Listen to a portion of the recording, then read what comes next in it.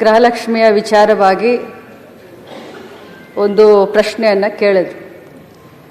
ನಾನು ಮೊನ್ನೆ ಕೂಡ ಸದನಕ್ಕೆ ಹೇಳಿದ್ದೇನೆ, ಇವತ್ತು ಕೂಡ ಅದನ್ನೇ ಹೇಳಲಿಕ್ಕೆ ಬಯಸ್ತೇನೆ. ಈ ಗೃಹಲಕ್ಷ್ಮಿ ಯೋಜನೆ ಕರ್ನಾಟಕ ರಾಜ್ಯದ 1,26,00,000 ಕುಟುಂಬದ ಯಜಮಾನಿಯರಿಗೆ ಪ್ರತಿ ತಿಂಗಳು 2,000 ರೂಪಾಯಿ DBT ಮುಖಾಂತರ, ನಾನು ಒತ್ತಿ ಹೇಳಲಿಕ್ಕೆ ಬಯಸ್ತೇನೆ, DBT ಮುಖಾಂತರ ಯಾವುದೇ ಮಧ್ಯವರ್ತಿಗಳ ಹಾವಳಿ ಇಲ್ಲದೆ ಡೈರೆಕ್ಟ್ ಆಗಿ ಅವರ ಬ್ಯಾಂಕ್ ಅಕೌಂಟ್ಗೆ ಹೋಗುವಂಥ ಒಂದು ಅತ್ಯುನ್ನತ ಒಂದು ಯೋಜನೆ.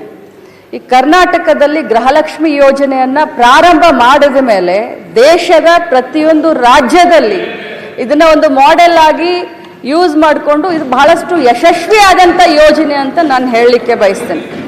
ನಾನು ಮೊನ್ನೆ ಕೂಡ ಸದನಕ್ಕೆ ಒಂದು ಮಾತನ್ನು ಹೇಳಿದೆ. ಇಲ್ಲಿಯವರೆಗೆ 23 ಕಂತುಗಳನ್ನು ಹಾಕಿದ್ದೇವೆ. 46,000 ರೂಪಾಯಿಗಳು ಒಬ್ಬೊಬ್ಬ ಮನೆಯ ಯಜಮಾನಿಗೆ 1,26,00,000 ಮನೆಯ ಯಜಮಾನಿಗಳ ಕುಟುಂಬದ ಯಜಮಾನಿಗಳಿಗೆ ಸಿಕ್ಕಿದೆ ಅಂತ ಮೊನ್ನೆ ಕೂಡ ನಾನು ಹೇಳಿದ್ದೀನಿ. ಈ ಹೇಳುವಂಥ ಸಂದರ್ಭದಲ್ಲಿ ಪದೇ ಅವರು ಹೇಳ್ತಾ ಇದ್ರು, ನನಗೆ ಫೆಬ್ರವರಿ ಮತ್ತು ಮಾರ್ಚ್ ಇದು ಬಂದಿಲ್ಲ ಅಂತ ಹೇಳ್ತಾ ಇದ್ರು ಸದಸ್ಯರು. ನಾನು ಹೇಳಿದೆ ಆಗಸ್ಟ್ವರೆಗೂ ಕ್ಲಿಯರ್ ಮಾಡಿದ್ದೀನಿ ಅಂತ ನಾನು ಹೇಳಿದೆ. ಮಾನ್ಯ ವಿರೋಧ ಪಕ್ಷದ ನಾಯಕರು ಕೂಡ ಹೇಳಲಿಕ್ಕೆ ಬಯಸ್ತೀನಿ, ತಾವು ಬಹಳಷ್ಟು ಅನುಭವಿಸ್ತಿದ್ದೀರಿ ಸರ್.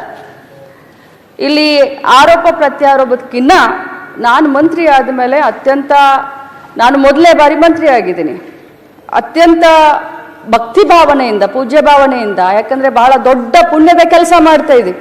ಗೃಹಲಕ್ಷ್ಮಿ ಯೋಜನೆ, ಮನೆಯಲ್ಲಿ ಯಾರು ನಮಗೆ ಗೃಹಲಕ್ಷ್ಮಿ ಅಂದ್ರೋ ಇಲ್ಲೋ ಗೊತ್ತಿಲ್ಲ, ಕರ್ನಾಟಕದ ಕಾಂಗ್ರೆಸ್ ಪಕ್ಷದ ಸರ್ಕಾರ ಮಹಿಳೆಯರಿಗೆ ಗೃಹಲಕ್ಷ್ಮಿಯನ್ನು ಕೊಡುವ ಯೋಜನೆ ಮುಖಾಂತರ ಅವ್ರಿಗೆ ಗೃಹಲಕ್ಷ್ಮಿ ಅಂತ ಅನ್ತಾ ಇದೆ.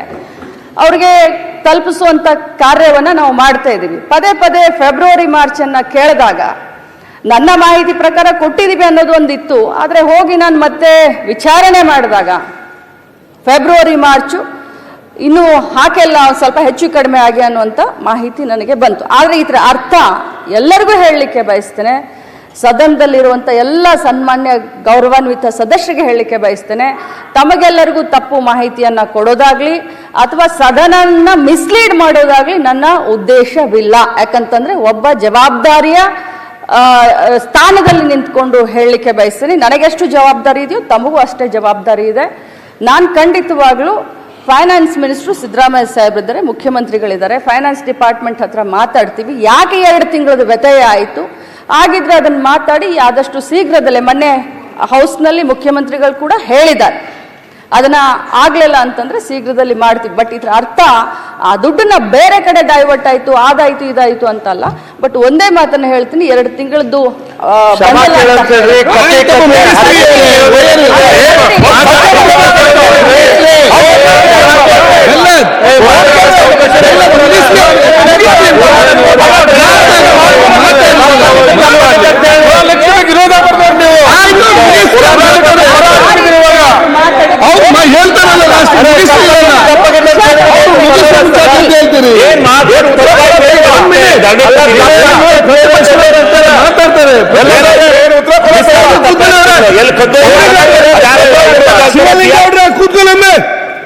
ಶಿವಲಿಂಗ ಆಯ್ತು, ಅವ್ರ ತಪ್ಪ ನೀವ್ಯಾಕೆ ತಪ್ಪು ಮಾಡ್ತೀರಿ? ಆಯ್ತು, ಕೂತ್ಕೊಳ್ಳೀಗ, ಕೂತ್ಕೊಳ್ಳಿ. ಶಿವಲಿಂಗ ಕೂಡ್ರಿ ನೀವು ಜರ. ಆಯ್ತು, ಅವ್ರು ಉತ್ತರ ಕೊಡ್ಲಿಕ್ಕೆ ಕಂಪ್ಲೀಟ್ ಮಾಡಲಿ. ನಮ್ಮ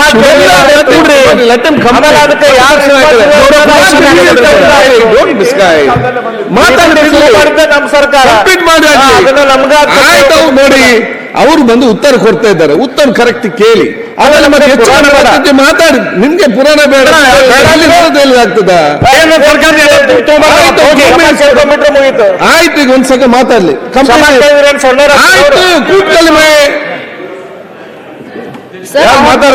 ಕಂಪ್ಲೀಟೆಡ್ ಮೈ ದಿಸ್ ಒನ್. ನಾನು ಇಂಟೆನ್ಷನಲಿ ನಮಗೆ ಈ ಒಂದು ಸದನವನ್ನ ಮಿಸ್ಲೀಡ್ ಮಾಡುವಂತ ಇಂಟೆನ್ಷನ್ ಇರಲಿಲ್ಲ. ಆದ್ರೆ ನಾನು ಹೋಗಿ ಚೆಕ್ ಮಾಡಿದಾಗ 2 ತಿಂಗಳದ ಹೆಚ್ಚು ಕಡಿಮೆ ಆಗಿದೆ ಅನ್ನೋದು ಗೊತ್ತಾಯ್ತು. ಅದನ್ನ ಮುಂದಿನ ದಿನದಲ್ಲಿ ನಾನು ಸರಿ ಮಾಡ್ತೀನಿ. ನನ್ನ ಮಾತಿನಿಂದ ಯಾರ್ದಾದ್ರೂ ಭಾವನೆಗೆ ಇದಾಗಿದ್ರೆ ನಾನು ವಿಷಾದವನ್ನು ವ್ಯಕ್ತಪಡಿಸ್ತೀನಿ.